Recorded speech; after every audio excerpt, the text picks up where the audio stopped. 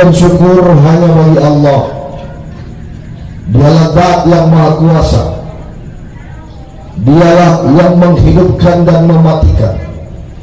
Dia pula lah yang telah memperkenankan kita bisa atau dapat hadir bertakziah di tempat ini. Kenapa bertakziah? Ini menjadi bagian yang penting di dalam hidup kita. Yang pertama, bahwa inilah cara kita atau salah satu jalan yang dapat kita lakukan untuk sekaligus mewujudkan bela sungkawa kita atau kita turut berduka cita sembari kita datang menghibur keluarga yang ditinggalkan. Makna dan pesan dari takziah selanjutnya ini berkenaan dengan untuk kita litasbir. Apa itu litasbir? Supaya kita sama-sama mengingatkan untuk menjadi orang yang sabar. Kenapa selalu kita diingatkan untuk mengingatkan masing-masing tentang kesabaran itu? Sebab salah satu syaratnya orang beriman pada dirinya harus ada sifat sabar. Sabarnya orang mukmin dalam arti bahwa orang mukmin atau orang yang beriman itu selalu meyakini bahwa semua yang terjadi di dunia ini semua terjadi karena kehendak Allah. Tidak terkecuali musibah yang menimpa. Salah satunya berkaitan dengan kematian. Maka hadirnya sifat sabar pada orang mukmin dimaknai bahwa dia meyakini ketentuan itu terjadi karena kehendak Allah. Karena yakin bahwa itu adalah ketentuan dari Allah, itu adalah kehendak Allah, maka selanjutnya orang mukmin yang sabar itu dia meyakini bahwa pasti di balik kejadian yang ditimpakan kepadanya pasti ada hikmah yang telah Allah siapkan. Itulah sebabnya kesulitan apapun yang kita alami, kesukaran apapun yang kita rasakan, Allah sudah siap sertakan dengan yang namanya kemudahan. Sampai-sampai Allah bersumpah di dalam surah Al-Insyirah. Semua diasal surah Al-Insyirah, Alam Nashrah. Kenapa ini penting kita tahu nama surah? Pak Bu, ini ada kejadian, ini serius. Tadinya cerita salah ya. Ada orang pernah disuruh hafal surah Al-Fatihah, hafal ki Al-Fatihah, dia bilang tidak mau hafal nih. Sekalinya dikasih tahu kalau Alhamdulillah, dia bilang kalau Alhamdulillah mau hafal nih. Ini berkaitan pemahaman kita. Apa sumpah Allah di surah Al-Insyirah? Fa inna ma'al usri yusra, inna ma'al usri yusra. Kalau dalam ilmu bahasa Arab ini disebut dengan taukid. Ada robotuannya taukid, penegasan. Kalau penegasan berarti sama, artinya Allah bersumpah. Taukid di dalam ayat ini pendekatannya dua. Yang pertama berkenaan dengan dia berulangnya kalimat, diulangi dua kali. Fa inna ma'al usri yusra, inna ma'al usri yusra. Kemudian di situ juga ada taukid lafzi, penegasan secara lafaz yang diawali dengan kata fa inna dan kata inna. Maka sesungguhnya kata Allah, ma'al usri yusra, bersama kesulitan itu ada kemudahan. Inna ma'al usri yusra, sungguh kata Allah selalu menyertai setiap ada kesulitan pasti ada kemudahan. Makanya kalau ada hal-hal yang terjadi, kesulitan sekecil dan sebesar apapun, termasuk kalau ada musibah yang menimpa kita, jangan buruk sangka kepada Allah. Sebab musibah apapun yang ditimpakan kepada kita, termasuk yang namanya kematian, di surah Al-Baqarah Allah sudah jelaskan, وَلَنَبْلُوَنَّكُمْ بِشَيْءٍ مِنَ الْخَوْفِ وَالْجُوعِ وَنَقْصٍ مِنَ الْأَمْوَالِ وَالْأَنْفُسِ وَالثَّمَرَاتِ. Allah telah menetapkan berbagai bentuk cobaan, ya. Mulai yang namanya ketakutan, ya, menderita kelaparan, kehilangan harta, kekurangan harta, kehilangan harta, kehilangan jiwa, itulah yang namanya kematian. Di ujung ayat itu Allah sampaikan wabashshirus sabirin, ada penggembiraan yang akan diberikan kepada orang-orang yang sabar. Lalu siapa yang disebut sabar? Alladzina idza asabathum musibah, orang-orang yang disebut sabar itu adalah orang-orang yang apabila mereka ditimpa musibah, qalu, mereka dengan pasrah mengatakan, ya. Jadi bukan sekedar berkata, bukan sekedar berucap. Kalau berbicara atau berkata-kata semua orang bisa, tapi beriringan dengan pasrahnya kita kepada Allah, sembari kita mengatakan inna lillahi wa inna ilaihi raji'un. Sungguh ya Allah, kami ini adalah milikmu, dan sungguh ya Allah, kami mesti kembali kepadamu. Kenapa ini menjadi pernyataan, bahkan mesti menjadi doa? Kita sadar semua kita ini dari Allah, Allah yang ciptakan kita. Tapi yang mesti kita ingatkan diri kita masing-masing, tidak semua manusia itu mati, tidak semua itu manusia meninggal, kembali dalam keadaan ridhonya Allah Ta'ala. Yang kita inginkan, kita pun kembali kepada Allah dalam keadaan diridhoi. Itulah sebabnya Allah sampaikan di 4 ayat, ya, terakhir pada surah Al-Fajr, ya ayyatuhan nafsul mutmainnah irja'i ila rabbiki radiyatan mardiyah fadkhuli fi ibadi wadkhuli jannati.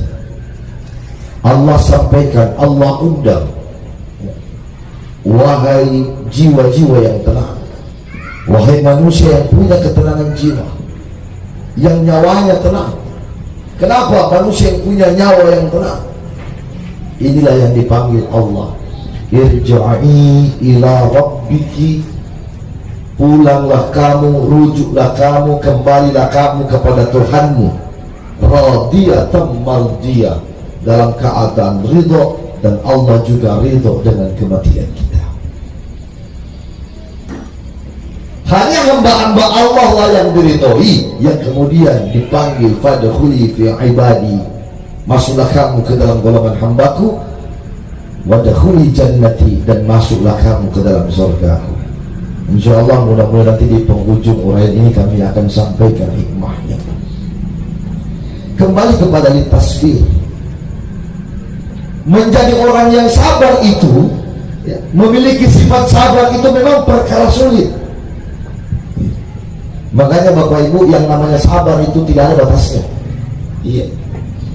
Kenapa saya sampaikan ini? Biasa ada orang mengatakan, nakonka atau mele-ele, kalau ada orang diganggu atau dihardik, ya, biasa dia katakan, iya saya sabar.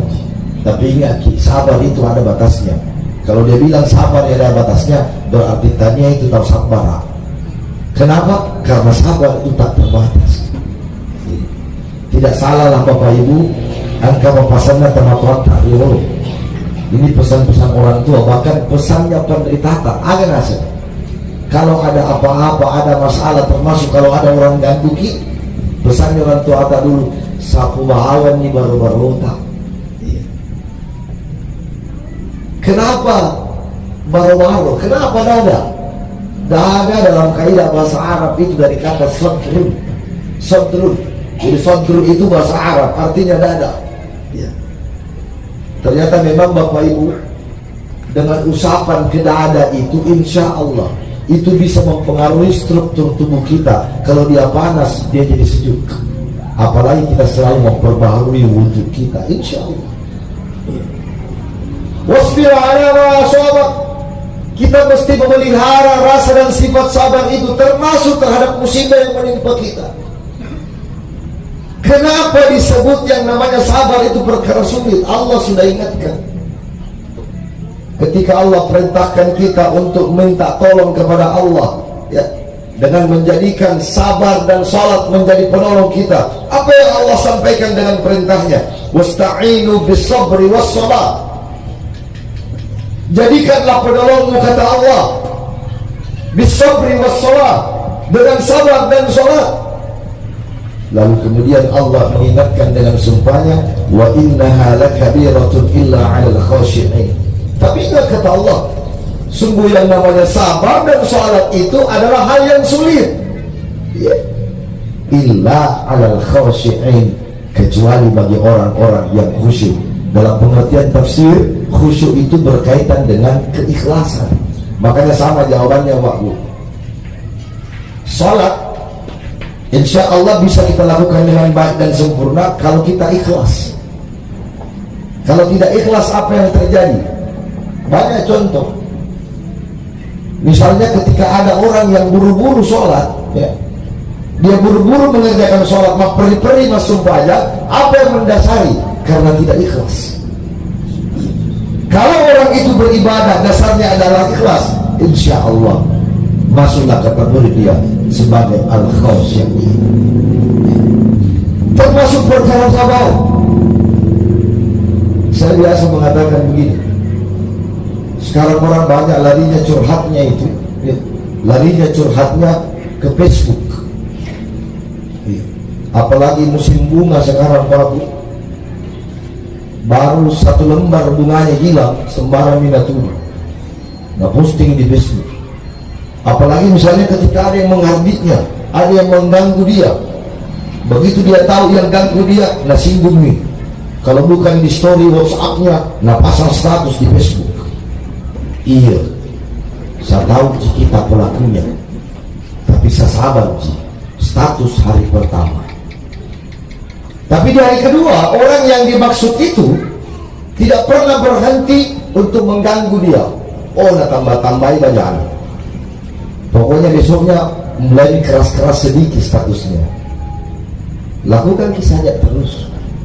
Kita kira saya tidak tahu, tapi saya masih sabar. Begitu dia tanda pagar di bawah, keras, saya masih sabar. Tapi yang ketiga bukan kasar-kasar sedikit, kasar betul. Dia balas hardikan itu, bahkan keluarlah kata-kata kotor yang seharusnya. Termasuk hal-hal seperti itu memang Bapak Ibu menuntut kesabaran kita. Intinya bahwa termasuk kita hadir bertakziah ini untuk saling berpesan kepada kesabaran.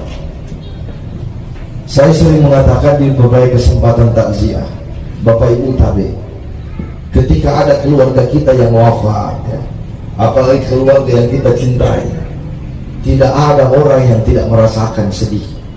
Bersedih tidak dilarang, menangis itu boleh kalau ada keluarga yang meninggal. Tapi yang diharamkan oleh Allah Ta'ala, jangan kita meratapinya, jangan kita berkeluh kesah seakan-akan kita sesali kehendaknya Allah Ta'ala. Ini yang tidak dibolehkan.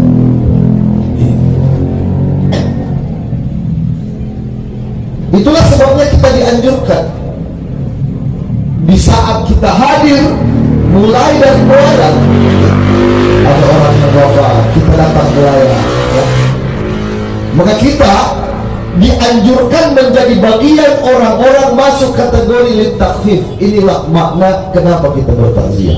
Apa itu litakfif? Kita menjadi bagian orang-orang yang bisa memudahkan perjalanannya almarhumah. Bagaimana caranya mempermudah perjalanannya almarhumah? Pertama, bagi keluarga, ya, silakan bersedih, tidak dilarang menangis, tapi jangan sesali kehendaknya Allah. Benar-benar kita sandarkan kepada Allah bahwa ini ketentuannya, sembari banyak-banyak kita mendoakan almarhumah. Bahkan ketika ada amalan yang kita lakukan, kita bisa intikatkan berkah pahalanya untuk almarhumah. Ketika ada keluarga kita yang sudah meninggal, apalagi bapak atau ibu kita yang sudah wafat, ya, kita bisa berderma, kita bisa berinfak. Misalnya kita masuk masjid atau kita nyumbang di masjid, kita lakukan itu, kita iktikadkan, diniatkan berkapahala infak ini saya peruntukkan almarhum bapak saya, almarhumah ibu saya, insya Allah itu akan memudahkan perjalanan almarhum. Bahkan kita dipesankan ketika misalnya orang tua kita yang sudah wafat, dia punya sahabat yang begitu dekat dan sahabat itu masih hidup, maka kita sebagai anak, sebagai keluarganya almarhumah, kita bisa wujudkan kebaktian kita. Lakukanlah perbuatan baik kepada sahabatnya ibu yang sudah meninggal itu, sahabatnya ibu yang masih hidup itu, kita berbuat baik kepadanya. Niatkan perbuatan baik yang kita lakukan untuk almarhumah, insya Allah pun pahalanya akan sampai.